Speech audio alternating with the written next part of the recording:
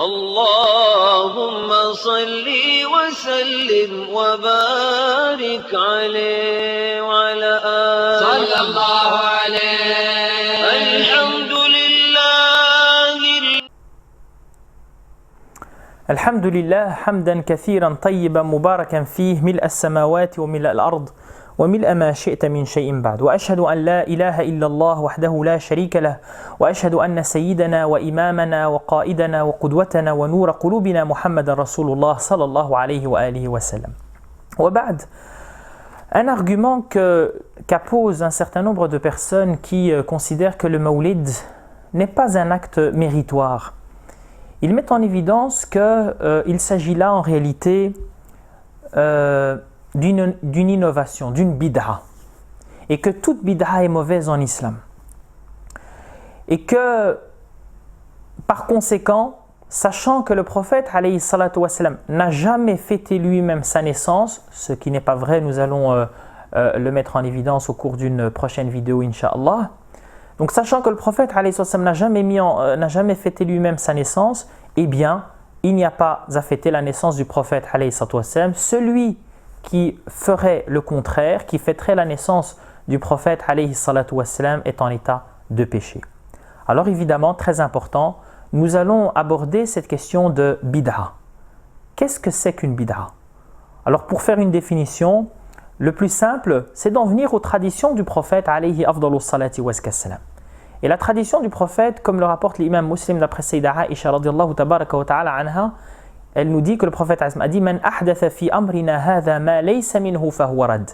Celui qui innove une action dans nos affaires, donc dans le domaine de ses affaires, c'est-à-dire dans le domaine islamique, puisque évidemment il est permis d'inventer de nouvelles choses, de nouveaux objets, de nouvelles techniques, tout ça évidemment est permis, même si évidemment ces courants-là jusqu'à assez récemment avaient également un problème avec les nouveautés, c'est-à-dire avec la télévision, avec la radio, etc. Et puis aujourd'hui, il y a eu un changement par rapport à ces principes. Quoi qu'il en soit, donc, man ahdatha fi amrina hadha ma laysa minhu fahuwa rad.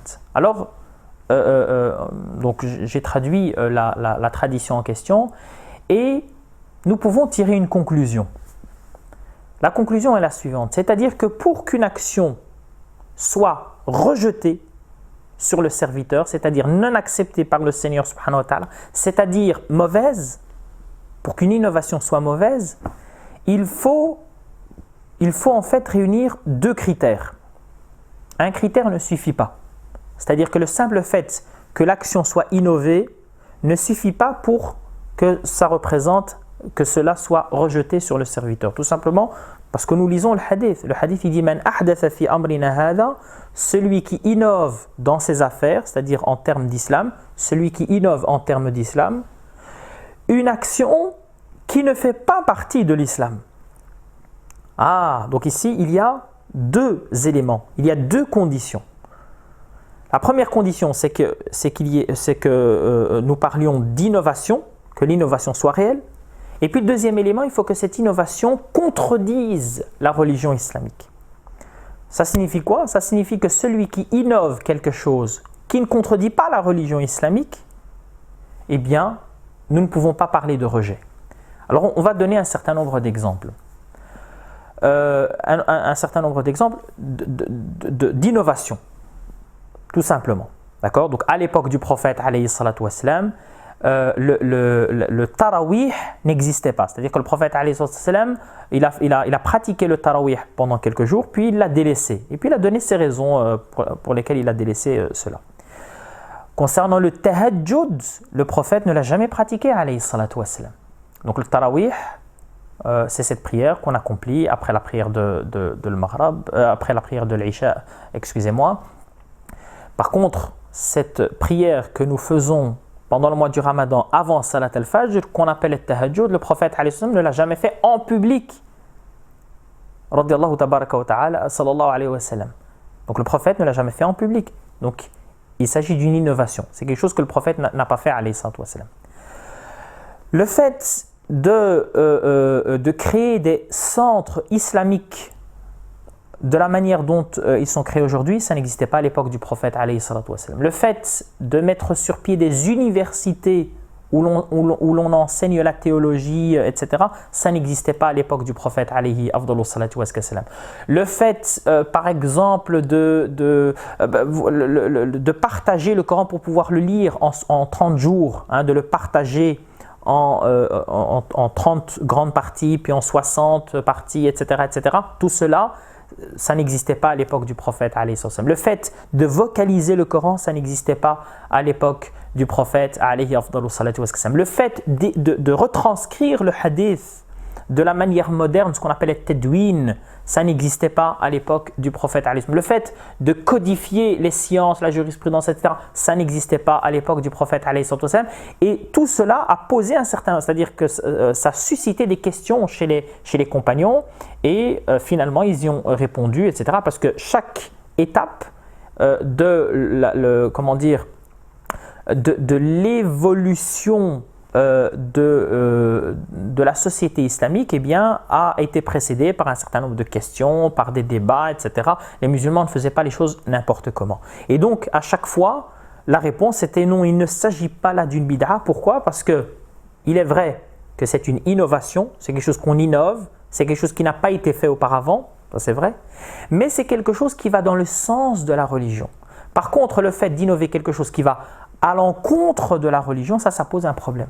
C'est-à-dire celui par exemple qui me dit, voilà, moi dans le ruku', je ne vais pas dire Subhan Rabbil Azim par exemple.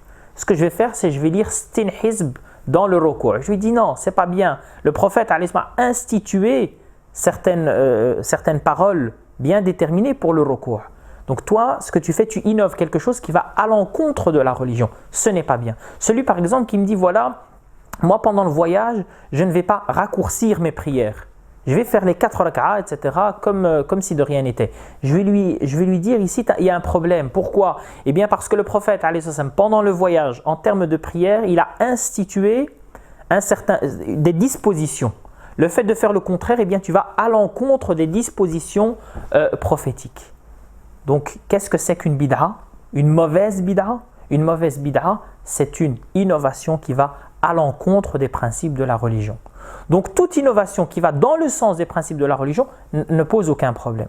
Alors appliquons cela au Mawlid, appliquons cela à la commémoration de la naissance du prophète alayhi salatu wassalam. C'est une innovation, c'est vrai, au niveau de la forme moderne, je parle de la forme moderne, puisque le prophète alayhi salatu wassalam, il a lui-même fêté sa naissance, on en parlera par après si Dieu subhanahu wa ta'ala le veut. Et donc, oui, cette forme moderne, elle est innovée. Très bien. La question c'est, est-ce que ça va dans le sens des principes enseignés par le prophète alayhi sallam, ou est-ce que ça va à l'encontre des principes énoncés par le prophète alayhi sallam ? Eh bien, tout simplement, ça va dans le sens des principes énoncés par le prophète alayhi sallam. Pourquoi ? Eh bien parce que déjà ça ne va pas à l'encontre, il n'y a rien qui nous interdit de faire cela, donc ça ne va pas à l'encontre. Et puis le prophète alayhi sallam lui-même, il a jeûné le lundi, et quand on lui a posé la question, eh bien il a répondu que c'est un jour pendant lequel je suis né, etc., etc. Donc ça ne va pas à l'encontre, c'est-à-dire que ce serait à nos contradicteurs de nous dire, voilà, il y a un hadith qui dit qu'il est interdit de fêter la naissance du prophète alayhi sallam, afin que nous puissions acquiescer à cela. Demandons à Dieu subhanahu wa ta'ala de nous permettre la clairvoyance. Aqulu qawli hadha wa astaghfirullah li wa lakum.